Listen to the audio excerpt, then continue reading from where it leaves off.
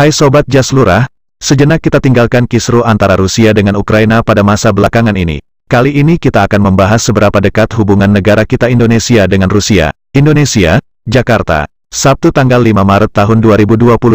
Dilansir dari kutipan Wikipedia, hubungan Indonesia-Rusia, bahasa Rusia, Rossisko Indonezijski Odnosenia, mengacu kepada hubungan luar negeri bilateral antara Indonesia dan Rusia. Rusia memiliki kedutaan besar di Jakarta, dan Indonesia memiliki kedutaan besar di Moskow serta konsulat jenderal di Saint Petersburg. Kedua negara adalah anggota APEC dan G20. Menurut jajak pendapat Pew Research Center 2018, 46% orang Indonesia memiliki pandangan yang baik tentang Rusia, dengan 31% menyatakan pandangan negatif. Latar belakang hubungan kedua negara, pada zaman era kolonialisme, Indonesia dan bahkan Jakarta yang masih bernama Batavia waktu itu lebih dikenal lagi di kalangan Rusia pada paruh keempat abad 17 ketika terjadi hubungan ekonomi dan perdagangan antara Rusia dengan Belanda, di mana Belanda telah menjadikan Indonesia sebagai wilayah kolonialnya sejak masuk ke Indonesia pada tahun 1602.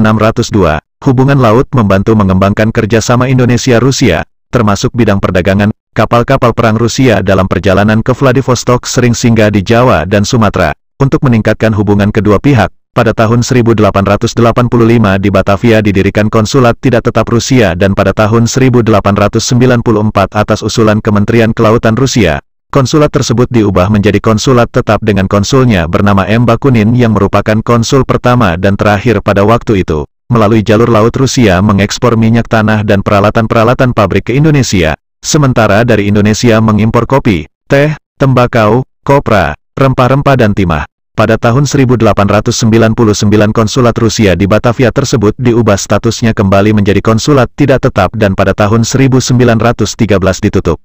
Pada tanggal 25 Januari tahun 1950, Menteri Luar Negeri Uni Soviet, Visinski menyampaikan secara tertulis kepada Perdana Menteri Luar Negeri Muhammad Hatta, bahwa Uni Soviet mengakui kemerdekaan dan kedaulatan Indonesia, dan keinginan menjalin hubungan diplomatik dengan Indonesia. Pemerintah Indonesia menyambut baik hal tersebut.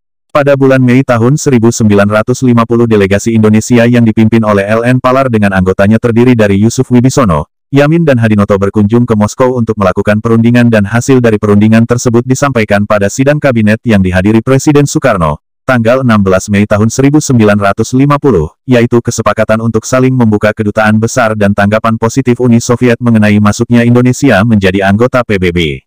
Pada tanggal 28 Agustus sampai tanggal 12 September tahun 1956 Presiden Soekarno berkunjung ke Moskow.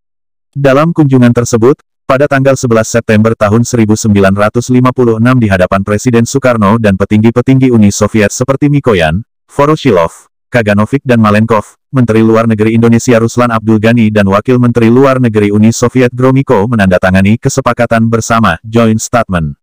Pada bulan Juni tahun 1961 Presiden Soekarno melakukan kunjungan ke Uni Soviet dan pada tahun 1957 Ketua Presidium Uni Soviet tertinggi Voroshilov serta pada Februari tahun 1960 Perdana Menteri Nikita Khrushchev berkunjung ke Indonesia.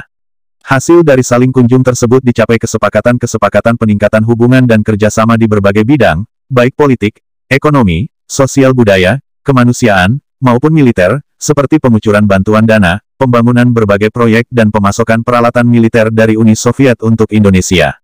Proyek-proyek pembangunan bantuan Uni Soviet untuk Indonesia seperti pembangunan rumah sakit, persahabatan, stadion, Gelora Bung Karno, Hotel Indonesia, pembangunan jalan, jembatan dan lapangan terbang di sejumlah daerah di Indonesia, pembangunan pabrik baja dan fasilitas-fasilitas lainnya. Dalam pertemuan dengan Jenderal TNI A.H. Nasution di Moskow, Perdana Menteri Nikita Khrushchev menyampaikan bahwa Indonesia dapat memperoleh semua peralatan militer di Uni Soviet. Pada tanggal 28 Desember tahun 1960, Indonesia menandatangani kontrak pengadaan peralatan militer dan pada awal tahun 1962 peralatan militer mulai dikirim secara berkesinambungan ke Indonesia. Dalam kurun waktu yang singkat Angkatan Bersenjata Indonesia menjadi kuat yang dilengkapi dengan sejumlah kapal selam, pesawat tempur dan peralatan militer lainnya. Dengan melihat keadaan demikian, masalah Irian Barat dapat diselesaikan melalui jalan damai dan Irian Barat kembali ke pangkuan Ibu Pertiwi. Pada tahun 1965 Indonesia dihadapkan pada gejolak sosial dan politik dalam negeri dan terjadinya peristiwa gerakan tanggal 30 September tahun 1965. Setelah berhasil mengatasi hal tersebut, secara nasional ditandai dengan komitmen pembangunan ekonomi yang sangat membutuhkan investasi, perdagangan luar negeri dan bantuan negara industri maju, khususnya dari Barat yang mendorong berdirinya era Orde Baru.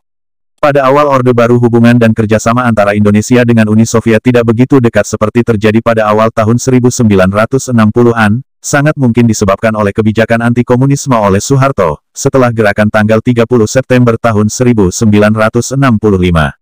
Meskipun demikian, tidak seperti hubungan dengan Tiongkok ketika Soeharto berkuasa, hubungan diplomatik dengan Uni Soviet tidak diputuskan dan tetap berlangsung. Pada bulan Juli tahun 1986, ketika berpidato di Vladivostok, pemimpin Uni Soviet Mikhail Gorbachev menyebut Indonesia salah satu di antara negara-negara di mana Uni Soviet siap memperluas hubungan. Terobosan untuk mendekatkan kembali hubungan kedua negara ditandai dengan kunjungan Presiden Soeharto ke Moskow pada 7-12 September tahun 1989. Dalam kunjungan tersebut ditandatangani pernyataan mengenai dasar-dasar hubungan persahabatan dan kerjasama antara Indonesia dengan Uni Soviet. Demikian segelintir informasi tentang kedekatan hubungan antara Indonesia dengan Rusia versi Jas Lurah.